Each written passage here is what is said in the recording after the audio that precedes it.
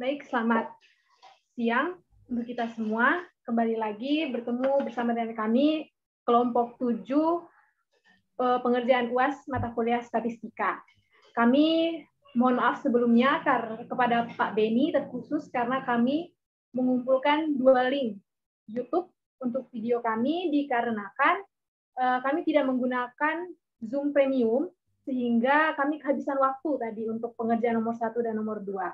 Maka untuk pengerjaan nomor 3, kami membuat room Zoom yang baru dan tentunya diupload ke link YouTube yang baru.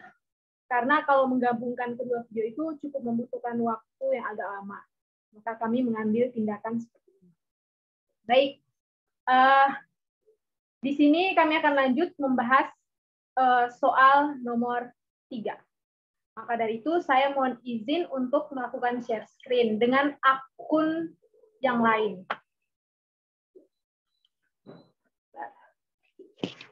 Share. Ya.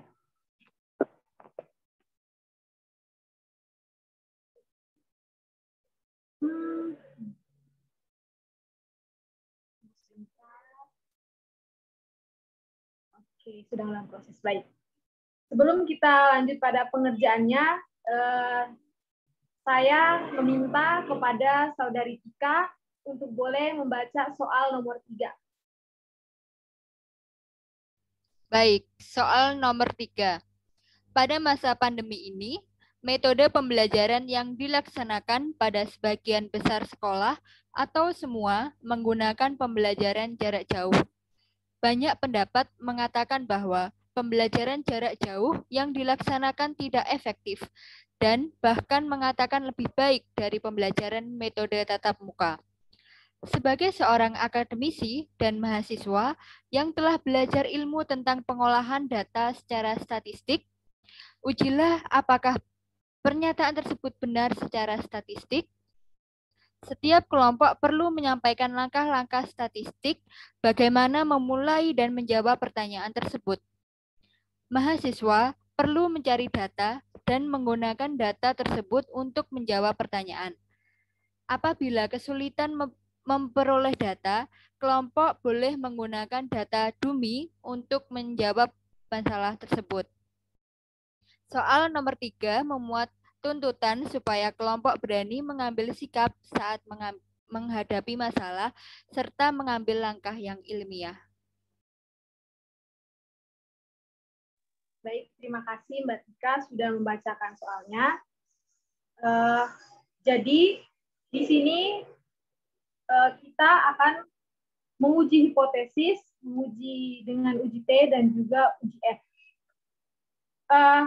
Sebelumnya kita harus tentukan dulu hipotesis alternatif atau HA dan juga H0-nya.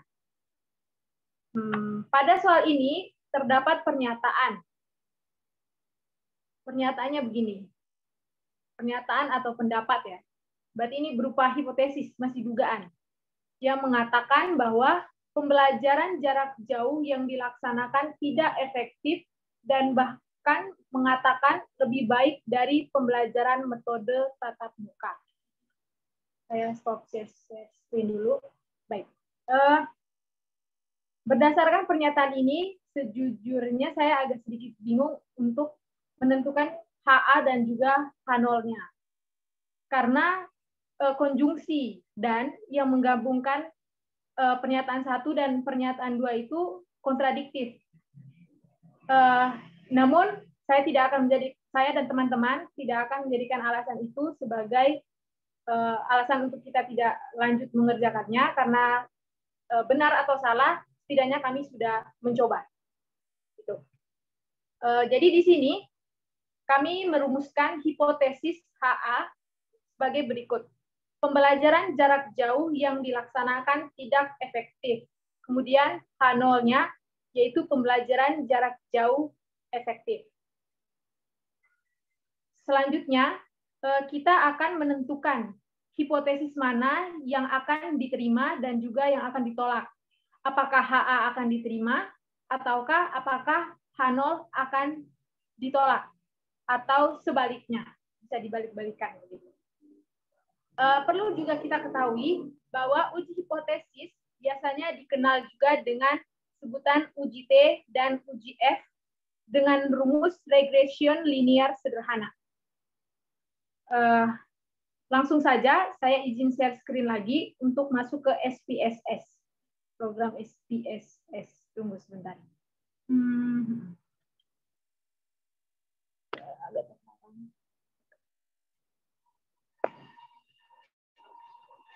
Baik, apakah sudah terlihat share screen saya?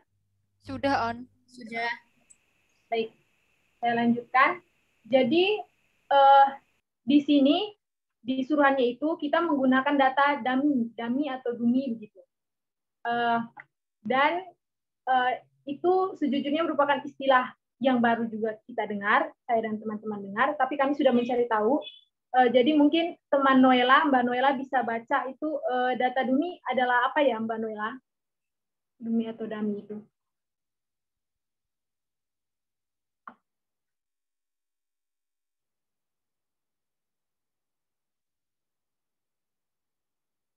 Bagaimana Mbak Noela? Sebentar, Kak. Baik.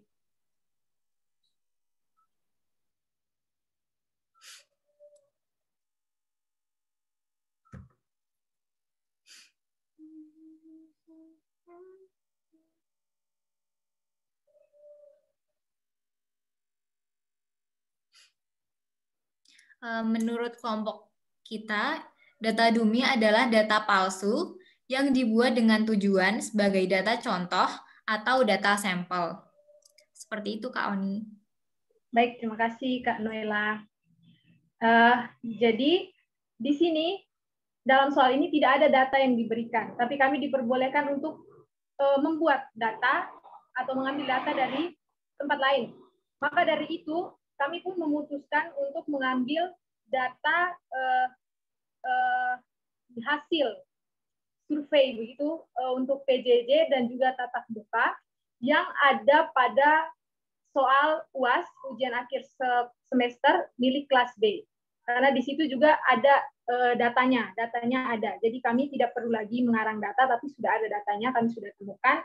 Kemudian kami masukkan ke SPSS.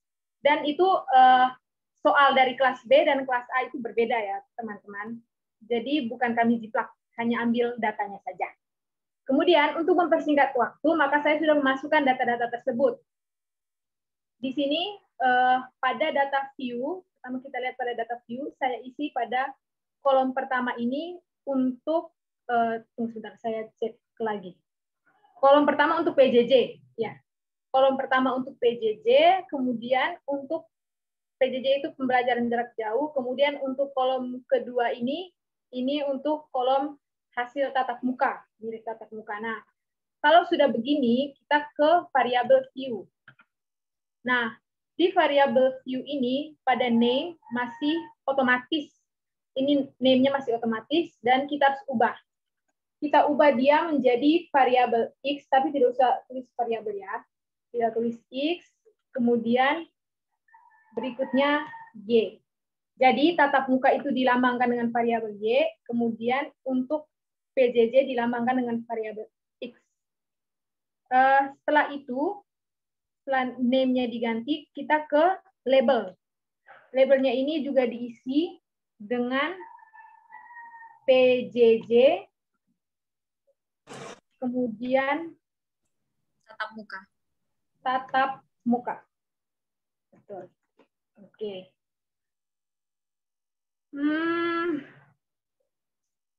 Setelah seperti ini sudah scale ya. Ini sudah scale. Kita coba dulu. Kemudian kita kembali ke data view. Setelah itu kita ke analyze ini. Setelah itu kemana ya? Regression ya? Regression ya. Ya, di regression. Ya, regression kan kita menggunakan rumus regression linear sederhana. Kita ke regression, kemudian di samping regression itu ada beberapa pilihan lagi, kita pilih linear. Kita klik. Nah, di sini ada PJJ, ada tatap muka ya pada bagian ini. kemudian tugas kita adalah bagaimana caranya supaya PJJ ini masuk ke kotak independen, kemudian bagaimana agar tatap muka ini masuk ke kotak dependen. Nah, jadi PJJ kita klik di sini, di anak panah ini, dia masuk ke dependen. Kemudian tatap muka, dia masuk ke dependen. Sebentar, PJJ ini kenapa dia tetap di situ ya? Ya, kita coba dulu. Setelah itu, kita coba klik OK. Tunggu sebentar. Oke. Keluar ya share screen-nya.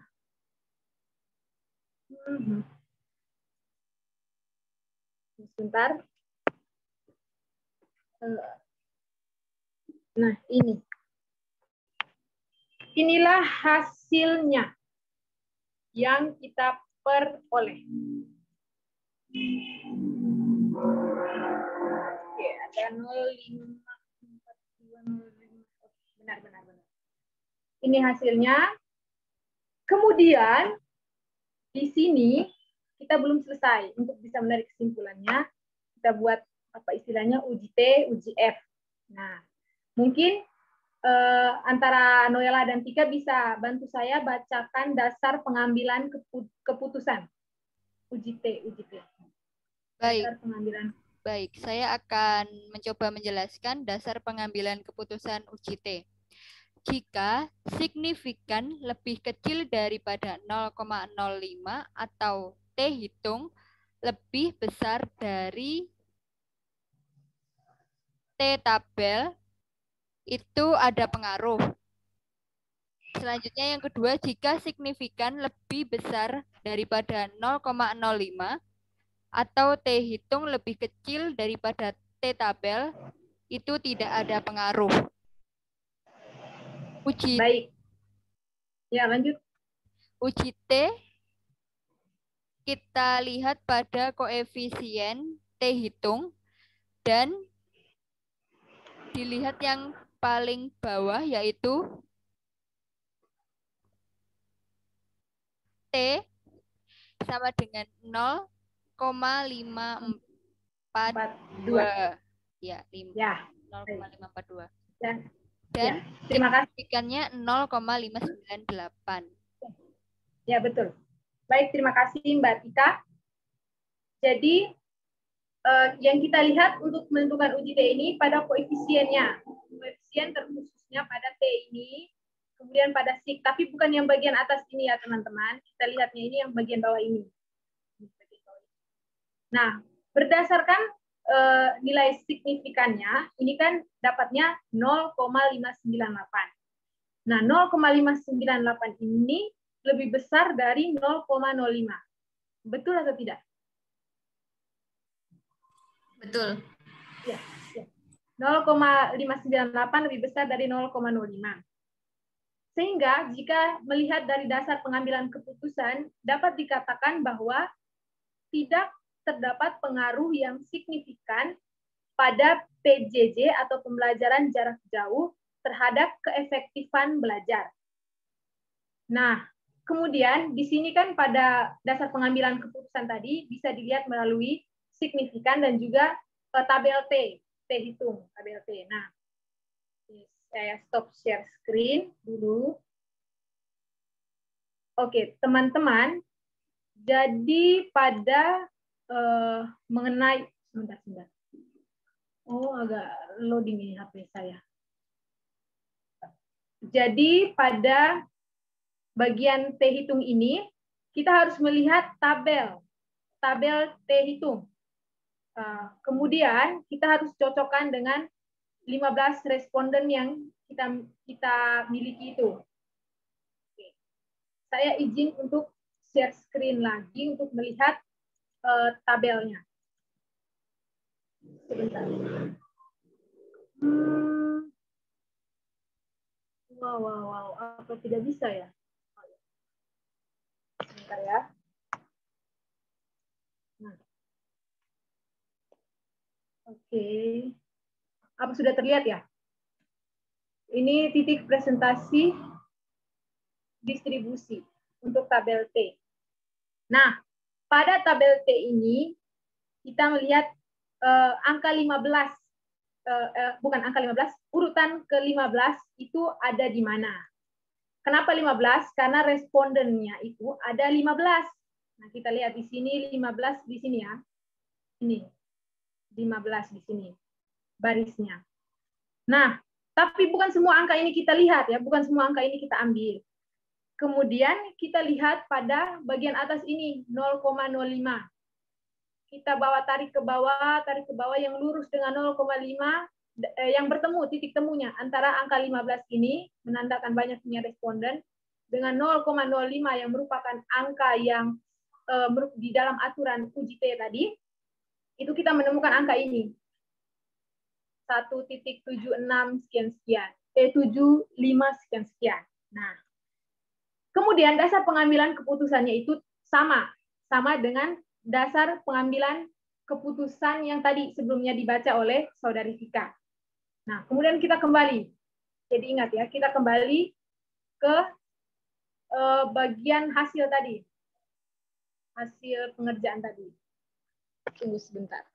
Nah, pada hasil pengerjaan ini kita tidak lagi melihat signifikan, karena signifikan kan tadi sudah kita lihat. Dan ternyata hasilnya itu adalah tidak terdapat pengaruh. Sekarang kita lihatnya pada T, pada hasil T, bukan pada hasil signifikan lagi, karena ini menggunakan T hitung dan T tabel. Gitu. Nah, pada T ini, di bagian bawah ini ya teman-teman, ini itu 0,542. Nah, jadi kalau kita lihat pada dasar pengambilan keputusannya, T hitung jika lebih besar daripada T tabel yang tadi kita lihat, maka terdapat pengaruh. Tapi jika T hitungnya lebih kecil dari T tabel, maka tidak ada pengaruh. Di sini, T tabel tadi angkanya kan 1,753 ya. Kemudian dia itu ternyata lebih besar dari 0,542. Sehingga berdasarkan substitusi tadi, T tabel digantikan angkanya, T hitung digantikan angkanya tadi, maka dapat dikatakan bahwa tidak terdapat pengaruh. Tidak terdapat pengaruh. Ya, begitu. Kemudian kesimpulannya adalah HA ditolak. HA itu yang tadi pembelajaran jarak jauh. HA itu adalah pembelajaran jarak jauh yang dilaksanakan tidak efektif. Nah, pernyataan itu ditolak atau hipotesis itu ditolak. Sedangkan yang diterima itu adalah H0, yaitu pembelajaran jarak jauh itu efektif. Begitu. Nah, ada juga cara pengambilan uji F dengan uji F. Nah, itu bisa dengan melihat pada tabel F. Tapi juga bisa dengan melihat pada ini, ANOVA ini. Pada ANOVA ini. Nah, ini kita gunakan untuk uji F. Nah, dasar pengambilan keputusannya itu sama juga dengan uji T. Kita lihat pada signifikannya. Signifikannya di sini 598 atau 0,598. Nyatanya 0,598 ini lebih besar daripada 0,05. Sehingga dapat dikatakan bahwa tidak terdapat pengaruh. Nah, maka kesimpulan yang bisa diambil dari pengerjaan ini adalah bahwa hipotesis alternatif HA itu ditolak dan H0 yang berbunyi pembelajaran jarak jauh efektif itu diterima. Saya stop share screen dulu. Kemudian kita lihat apakah jawaban kita sudah menjawab pertanyaan yang diberikan oleh Pak Beni.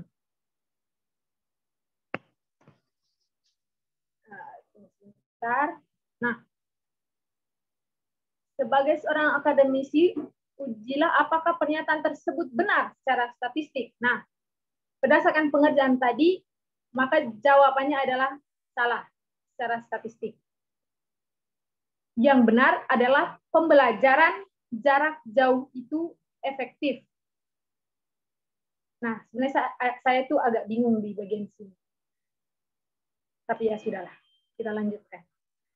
Kemudian di sini pada poin terakhir, soal nomor 3 memuat tuntutan supaya kelompok berani mengambil sikap saat menghadapi masalah serta mengambil langkah yang ilmiah.